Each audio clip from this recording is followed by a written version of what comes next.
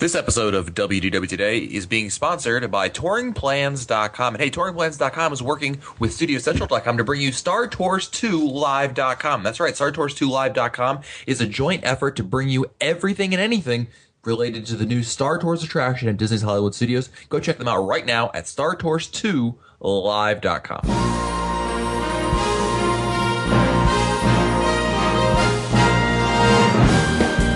Bringing the world to your world, this is Walt Disney World Today. Here are Mike Scopa, Len Testa, Mike Newell, and your host, Matt Hochberg. It's Monday, May 2nd, 2011, and it's episode 871 of WDW Today. I'm Matt Hochberg of StudioCentral.com. Joining me on today's show is Len Testa, co-author of the Initial Guide to Walt Disney World. And Len, what's the shelf life of Peeps? The shelf life of Peeps is approximately that of strontium-90. So, little known fact, you can actually use Peeps in some small nuclear fission experiments. So it's not as good as it's not as long as Twinkies then. No, not as long as Twinkies, which I guess have been around since the beginning of time. That's right. The Large Hadron Collider in France, looking for the Higgs boson, is actually looking for Twinkies. You don't know it yet. Hang on a second, I have to hit the nerd alert. Okay, woo, woo, woo, woo. I did that without looking up any of it either. Yeah, again, where's that button? Yeah, okay. Also joining us on today's show is Mike Scopa, a senior feature writer and blogger for alleears.net. Welcome, Mike. And right now, I give you a sorted assortment of executioners of music and song. The Country Bear Jamboree. Country Bear Jamboree. Very good. Well, on today's show, we're going to be reviewing some hotel research that Len and the Unofficial Guide to Walt Disney World team have conducted over the past year.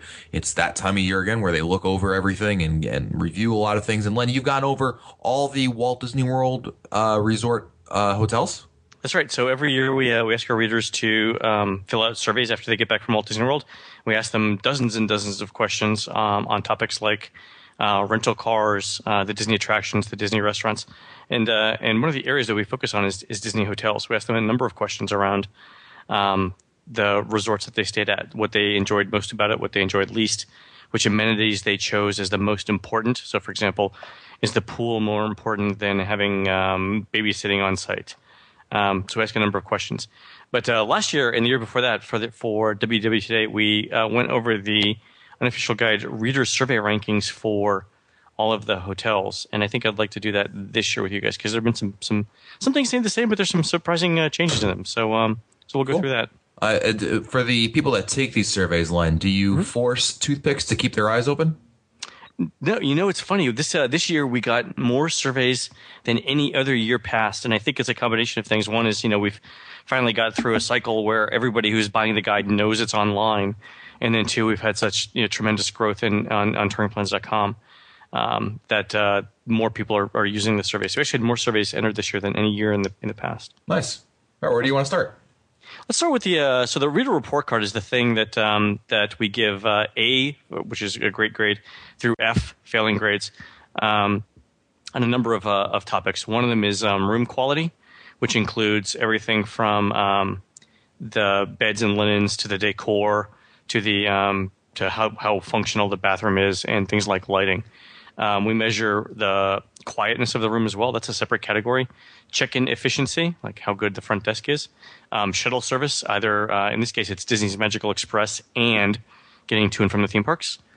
We also ask readers to rate the pool, the hotel staff, and the food court. So the food court implies just the quick service places in the hotels. And two interesting things about the report card. One is last year we noted there was a huge drop in overall satisfaction for all Disney hotels. In fact, if you look at the average Disney hotel and the average off-site hotel, readers rank them about the same. It's just that they give different grades to different things. So, for example, if you stayed at a downtown Disney hotel, the grade that you give the bus service on average is, anyone want to take a guess? We're using the A through F. A through F, yeah. I'll go with the letter I saw quite often, C. Okay. Scopa, any idea what readers rank shuttle services for offsite hotels at Downtown Disney? I'm going to say D. It's a solid F, actually. It's the Wow. it's the thing that brings down the average. So the shuttle service is actually the second worst category, or second lowest ranked category for all hotels in Orlando, regardless of whether they're Disney or not. What do you think is the worst rated category? The worst rate. I'll go through them again: room quality, check-in efficiency, quietness of room, shuttle service, pool, hotel staff, food court. Okay. Shuttle service. Food court. We just did shuttle service. Oh, Other than shuttle service. other than shuttle service. I'm sorry. Yeah. Food So court. room quality, check-in efficiency, shuttle service, quietness of room, pool, hotel staff, food court. Hotel staff. Food court. Food court. Wow. Yeah, food court. Nothing. I'm going through the grades. Nothing ranks higher than a C plus. If you were a C plus, you were at the head of the class this year. And by the way, that happens to be Caribbean Beach. But it's funny the number of places that get Fs by readers. So Bay Lake Tower, obviously, because you got to hike it to the Contemporary, that gets an F from readers. Kidani surprisingly gets an F from readers. If There is Kidani- none in Kidani. That's the well, yeah. problem. Well, you've got to hike it to Jumbo House. That's why. So Yeah. what they're saying is just Fort Wilderness actually gets an F. What did they? Hang on. What did they give to Jumbo House once they actually got there? It's a separate survey. We'll talk about it. C plus actually. So the food court. Yeah, C plus. Yeah. Oh, so once they got there, it was. Once they got there, it was okay. Okay. And the funny thing was if you look at Kidani was the highest rated hotel overall. A for room quality, B for check-in efficiency, A for quietness, A for pool, B for shuttle service, I guess because of the distance, B for hotel staff. If it would have got anything other than an F, it would have been the only A-rated hotel in the guide. As it is, it's a B minus. It actually ties with What did it get the F in? food court. It doesn't have There Well, is I no mean, one. it doesn't, well, you've got to hike it. You've got to hike over to. Well, you've got instead of a food court, you've got the store with the grab and go. But that's yeah, about it. it's not. It's apparently it's not good enough for other people. I think what that tells me, all those poor ratings for food courts all around, is that all that homogenization of food and continuing, except for Caribbean Beach, but everything just being whittled down to the bare minimum, the bare basics, same garbage everywhere. Tell people don't like it. We're not stupid, and I guess that definitely is resonating with people. It seems. You know what else is funny that I really picked up on? Beach Club and Yacht Club got D's. When you think about it too, I mean for food court, what do they really have? They've got grab and go, just like you said. Mm-hmm. So going category by category here. Room quality, the A's were Kidani, Beach Club, Contemporary, Fort Wilderness Cabins, and the Wilderness Lodge Villas. The Wilderness Lodge Villas actually ranks very well. If it didn't get a C in the food court, it also would have been an A overall. Well, the cabins are what's the most surprising to me on that list. The others kind of make sense. I mean, those are all deluxe / DVC resorts, so one would expect them to be very highly ranked. And it's not that the Fort Wilderness cabins are bad or anything. It's just I'm a little surprised that it ranked that high. I mean, I've been in them; they're very nice and everything. I'm just kind of surprised, I guess, is what I'm just saying. Let's see what else was good here. Let's see, in terms of quietness of room, Kidani, Boardwalk Inn Villas. That's because no one's there. Fort Wilderness, that's not a surprise, got an A. And Saratoga Springs. Saratoga Springs did well, actually. The two things that Saratoga Springs got dinged for were shuttle service and food court, which was an F. Other than that, it's not bad. What do you think of the highest rated pools? Beach Club, Yacht Club. Yeah, okay. Boardwalk. Oh, Kidani. What about Kidani? Boardwalk got a C plus, actually. Kidani got an A, yeah. Kidani, Bay Lake Tower, and Beach Club Villas. And Wilderness Lodge. Wilderness Lodge got a B, actually. Oh, you lied to me, Len. You said if it wasn't for the... Well, if it wasn't for the food court, which was a C, it got a solid B otherwise. But solid B. Wilderness Lodge's grades were A, B, B plus, B minus, B, A, C. So the pools don't really, no surprises there when you think about it. In terms of hotel staff, actually Disney does really well overall. A C is actually the worst grade that anybody gave to hotel. What do you think the highest rated ones were? You take a Scopa. Highest rated ones, I'm going to say Polynesian. And Polynesian, nope, got a B. Oh, well. Polynesian, and I'm going to say Boardwalk. Boardwalk got a B. You're close though. There are a couple of Epcot area hotels. So Yacht got an A in hotel staff. Beach Club got an A. Surprisingly, the All Star Sports got an A, and all of the All Stars. It was B plus for the movies, B for music, and A for sports. Beach Club got an A. Beach Club Villas got an A. Fort Wilderness got an A plus. Wow. Grand Floridian got an A. Saratoga Springs got an A minus. Wilderness Lodge and Villas got A's, and Yacht Club got an A. Well, I'd say aside from the Grand Floridian, those resorts you listed that all got A's are also resorts that typically are not the more popular resorts out there. Which I know, it's interesting. Yeah, well, to me that says there are, because they're not as popular, the cast members are not as taxed. There's not as many guests that they're relying. Except for the really surprising one was All Star. I mean, sports is the least popular of the All Stars, but that being said, it still deals with quite a number of people. It is, actually, it is. So we asked two other questions, and I want to go through those survey results too. Some of them are, a lot of the answers are consistent with what we just saw on the report card, but some of them are pretty stark differences. The question that we asked people is, would you recommend this hotel to a friend? And it was definitely recommend, think I'd recommend, think I wouldn't recommend, or wouldn't recommend. The thing we're interested here is the definitely recommend, the highest category. What percentage of readers do you think? So let me ask you this question: what was the hotel that most readers said they would definitely recommend to their friends? Beach Yacht Club. Yep. Beach and Yacht Club to their friends. So no, I take that back. Hold on, hang on, I take it back. Well, the easy answer I got to go again was with Kidani. Kidani, 100%. Oh yeah. Yeah, Kidani actually is now 2 years in a row that Kidani has been at the top of this survey. Where's Jumbo House in relation to that? Jumbo House is actually number 4, so it's above average. What do you think the number 2 that was a surprise to me because it kind of picked up a little bit from last year? Really? It's a deluxe resort. It's near the Magic Kingdom. Wilderness Lodge. It's number 3 actually, but one of them is higher than that. That's another Magic Kingdom resort. Really? Yeah. Polynesian. Grand Floridian. I know. I wouldn't have guessed it. Yeah, the Grand Floridian did really well overall in the satisfaction surveys this year. So average for all Disney hotels was 74%, which again is exactly the same number as for offsite hotels. So the ones that did above average were going from closest to average, so in ascending order. Old Key West with 76%, Riverside 77%, Beach Club Villas, Fort Wilderness Cabins, Bay Lake Tower, Beach Club. All-Star Music is actually the only value that appeared above the average. Did you include the Treehouse Villas as its own resort, or you include it in Saratoga? Yeah, we include them with Saratoga. We don't have enough surveys to do Treehouse Villas independently. Okay, just curious. Yeah. What's which resort had the biggest change line? And you've seen these surveys for years now.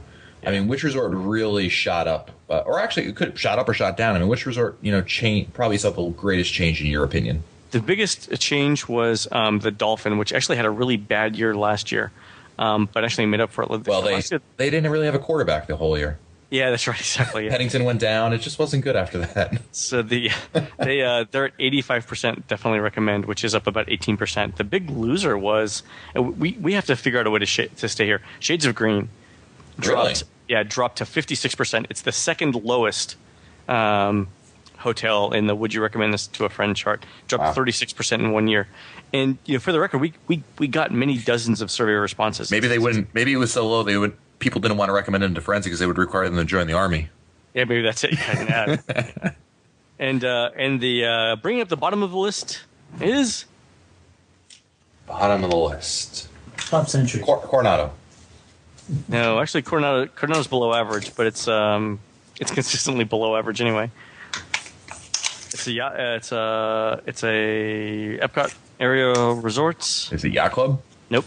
Okay, I said something.